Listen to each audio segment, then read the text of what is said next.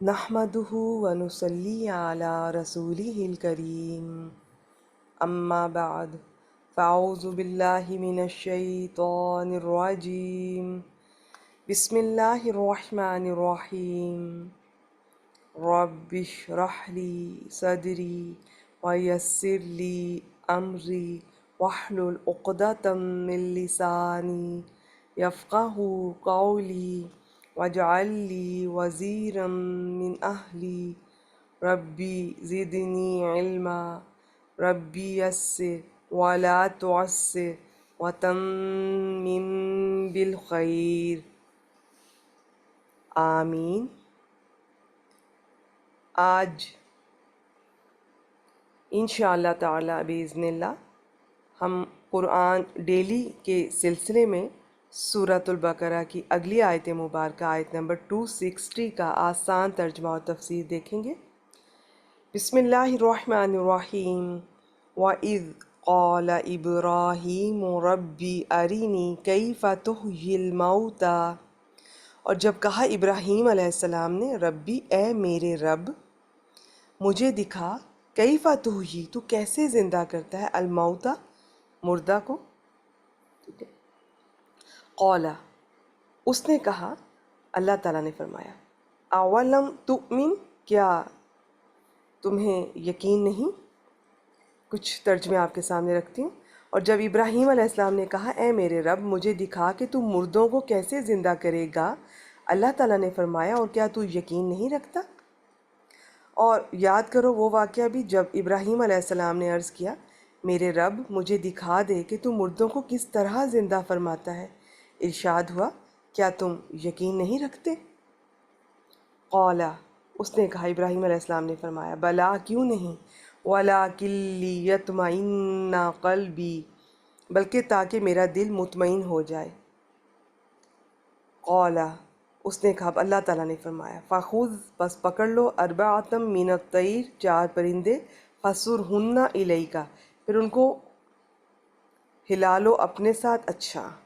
اس سے پہلے کہ میں اس لفظ کو بیان کروں اور اس کی مختلف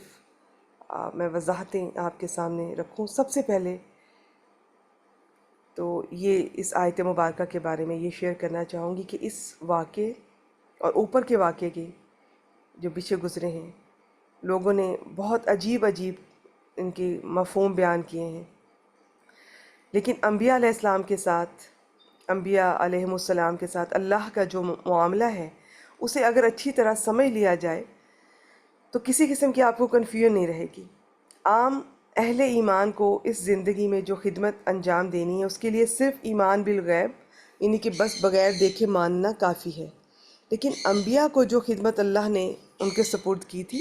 اس کے لیے ضروری تھا کہ وہ اپنی آنکھوں سے وہ حقیقتیں دیکھ لیتے جس پر ایمان لانے کی دعوت انہیں دنیا کو دینی تھی۔ ان کو دنیا سے پورے زور کے ساتھ یہ کہنا تھا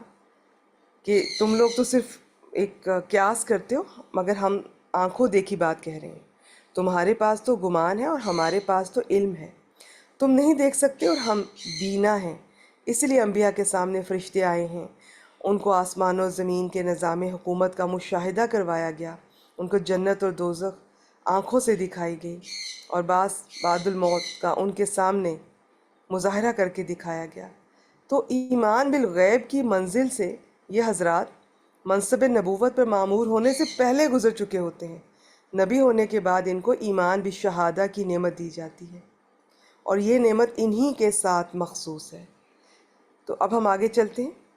میں اس لفظ کو تھوڑا سا بیان کرنا چاہوں گی، یہ جو نا کہ فَسُرْهُنَّ بلکہ اس سے پہلے بھی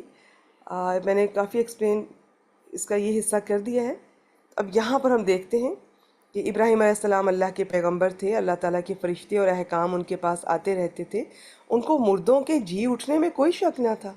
مگر انہوں نے آنکھوں سے دیکھ لینا چاہا۔ انسانی عادت ہے کہ وہ علم کے بعد آنکھوں سے دیکھنا چاہتا ہے، چنانچہ ابراہیم علیہ السلام نے علم الیقین کے بعد عین الیقین کا مرتبہ حاصل کرنے کی خواہش کا اظہار کیا۔ یہ ابن کثیر سے میں نے آپ سے شیئر کیا۔ اب میں اس لفظ کے بارے میں آپ سے شیئر کرتی ہوں کہ یہاں پر اللہ تعالیٰ نے جب فرمایا کہ چار پرندے لے لو، اور اس کا بھی ترجمہ مجھ سے سن لیجئے، پھر انشاءاللہ تعالیٰ یہ لفظ آپ کو یہاں تک پہنچتے پہنچتے بہت کلیئر ہو جائے گا۔ اللہ تعالیٰ نے فرمایا تم پرندوں میں سے 4 لے کر انہیں اپنے سے مانوس کرو، پھر ہر پہاڑ پر ان کا ایک ٹکڑا رکھ دو، پھر انہیں بلاؤ، وہ تمہاری طرف بھاگتے چلے آئیں گے،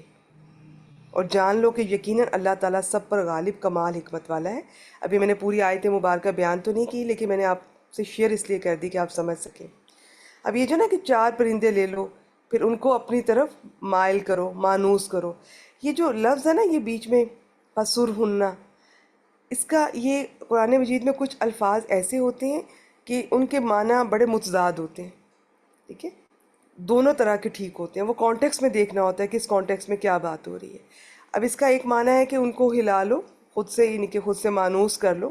اور یہ بھی معنی ہے کہ ان کو قطع کر دو، کاٹ دو۔ تو ہو سکتا ہے کہیں آپ یہ بھی ترجمہ دیکھیں کہ پھر انہیں ان کے ٹکڑے کر دو، تو وہ ترجمہ بھی ٹھیک ہے، ذہن میں رکھیے گا، لیکن میں اس کو مانوس کرنے والا معنی اس میں لے کر چلوں گی۔ فَسُرْهُنَّ إِلَيْكَ، پھر انہیں خود سے مانوس کر لو، کیونکہ جب مانوس کر لو گے اچھی طرح پہچان ہو جائے گی، پھر جب ان کے ٹکڑے کر کے الگ کر کے، ظاہر ہے وہ تو رکھنا ہی ہے